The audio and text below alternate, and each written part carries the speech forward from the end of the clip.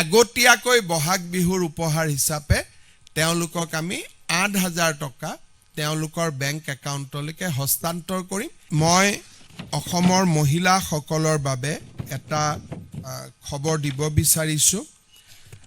নিৰ্বাচনৰ সময়ছোৱাত অৰুণোদয় আঁচনি প্ৰদান কৰা সদায় এটা বিতৰ্কিত বিষয় হৈ থাকে। সেইকাৰণে কেতিয়াবা বিৰোধী পক্ষেও আপত্তি কৰে যে ইলেকশ্যন চলি থাকোঁতে কিয় অৰুণোদয় দিলে। আমি যাতে বিতৰ্কৰ ঊৰ্ধত থাকিব পাৰোঁ, ফেব্ৰুৱাৰী মাহৰ ২০ তাৰিখে অসমৰ প্ৰতিগৰাকী অৰুণোদয় হিতাধিকাৰীক বিহুৰ উপহাৰ হিচাপে আমি আগতীয়াকৈ ৮,০০০ টকা দিম।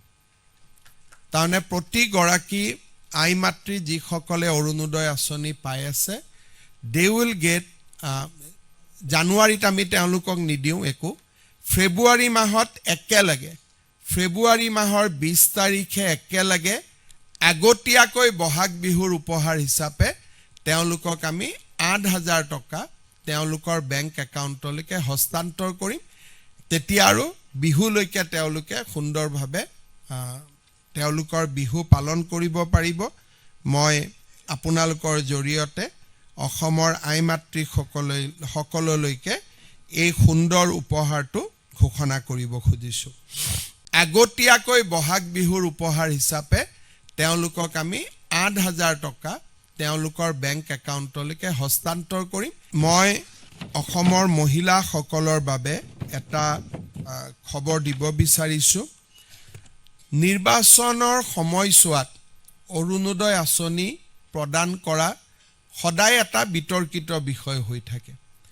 সেইকাৰণে কেতিয়াবা বিৰোধী পক্ষেও আপত্তি কৰে যে ইলেকশ্যন চলি থাকোঁতে কিয় অৰুণোদয় দিলে। আমি যাতে বিতৰ্কৰ ঊৰ্ধত থাকিব পাৰোঁ, ফেব্ৰুৱাৰী মাহৰ ২০ তাৰিখে অসমৰ প্ৰতিগৰাকী অৰুণোদয় হিতাধিকাৰীক বিহুৰ উপহাৰ হিচাপে আমি আগতীয়াকৈ ৮,০০০ টকা দিম।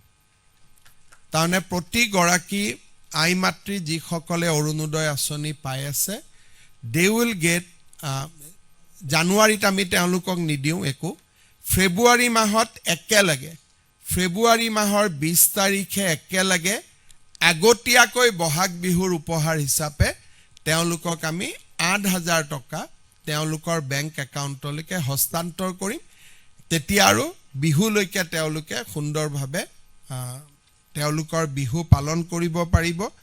মই আপোনালোকৰ জৰিয়তে অসমৰ আই মাতৃসকললৈকে এই সুন্দৰ উপহাৰটো ঘোষণা কৰিব খুজিছোঁ।